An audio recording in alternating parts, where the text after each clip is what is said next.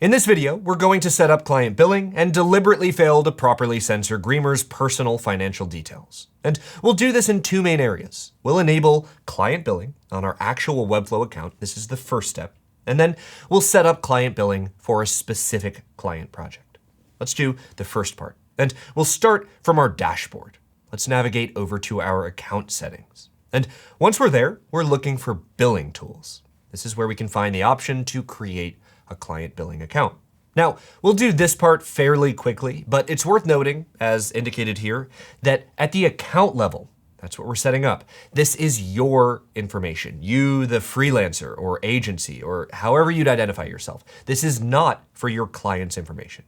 We'll select our country, we'll fill out general information, we'll submit an identifying document as specified here, and now we'll watch as Greemer's personal data is shared for everyone to see.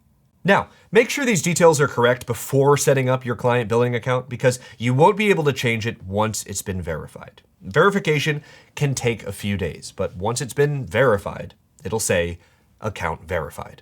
Once that's done, we can move to part 2, setting up client billing for an actual client. Let's say this project is our client's website. All we have to do is head over to our project settings and navigate to billing. Once we've made our way to billing, we'll just look for the option to set up client billing.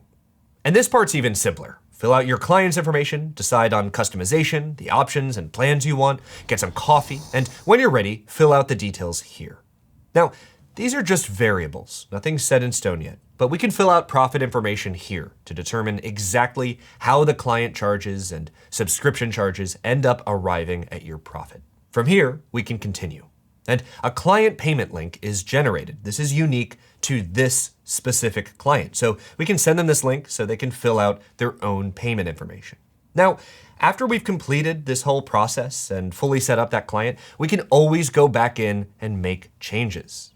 And at any time from our project settings, we can go to billing.